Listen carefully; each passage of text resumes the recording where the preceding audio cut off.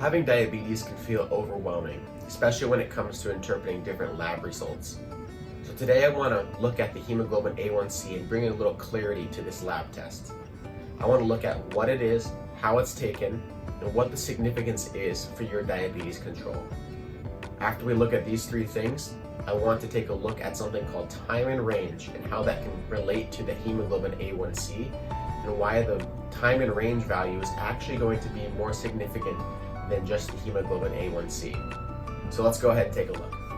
So there are two ways to check a hemoglobin A1c. The first is a traditional lab draw that will be done by a phlebotomist in a clinic, a hospital, or at your doctor's office. The second is going to be an at-home point-of-care A1c test. This basically is like checking your blood sugar. You would poke your finger, you'd put it on the test strip, and you'd wait around 5 to 10 minutes to see your results. Now, a word of caution with the at-home A1c test. They tend to be a little less accurate than actually having your lab drawn, but it is a good option to see where you're at. Because the A1c test is a blood test, it's important to understand what blood actually is. So blood is a body fluid that consists of four main components. Plasma is the main component of blood, and it consists mostly of water, but it also contains ions, proteins, nutrients, and other waste chemicals that need to be excreted from the body. It contains platelets, and platelets are responsible for blood clotting. It contains white blood cells, which happen to be a key component in our immune system and helping us to stay healthy as we're fighting off infections. And finally, it contains red blood cells, which tend to be responsible for carrying oxygen and carbon dioxide. The hemoglobin A1c test is looking at the red blood cells specifically. Within red blood cells are proteins called hemoglobin. Hemoglobin proteins are oxygen-carrying proteins, and they are prone to something called glycation. Glycation happens when glucose sticks to these hemoglobin proteins. More glucose sticking to a protein equals a higher A1c. So this is what the A1c test is specifically looking at, how much glucose is sticking to the hemoglobin proteins. Because a red blood cell survives for 2 to 3 months at a time, an A1c test is about a 2 to 3 month average of your blood sugar levels. When you get your results, it'll come back in a percentage, and that'll correlate to an estimated average glucose level. For example, if your A1c was 6%, your estimated average glucose level would be 126 milligrams per deciliter.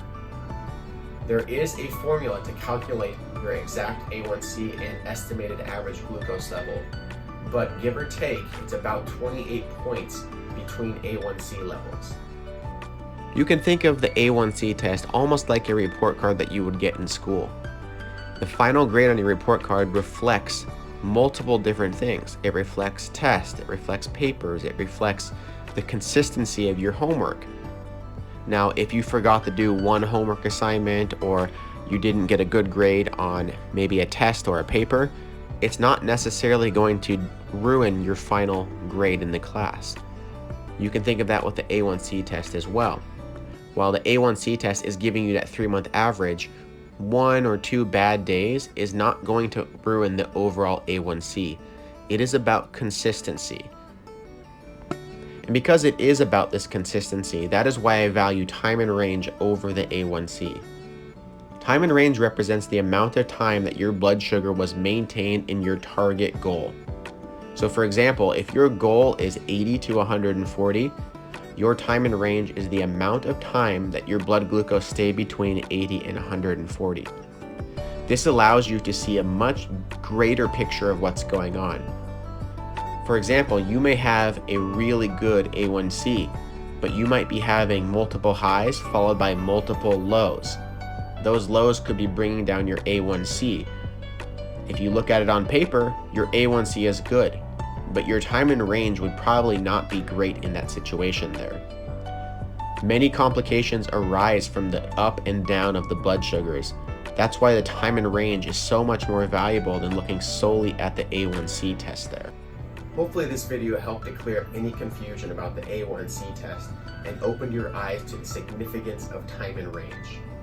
If you enjoyed this video and want to see more content like this, go ahead and check out my YouTube page or follow along at the Diabetic Nurse on Instagram and Facebook.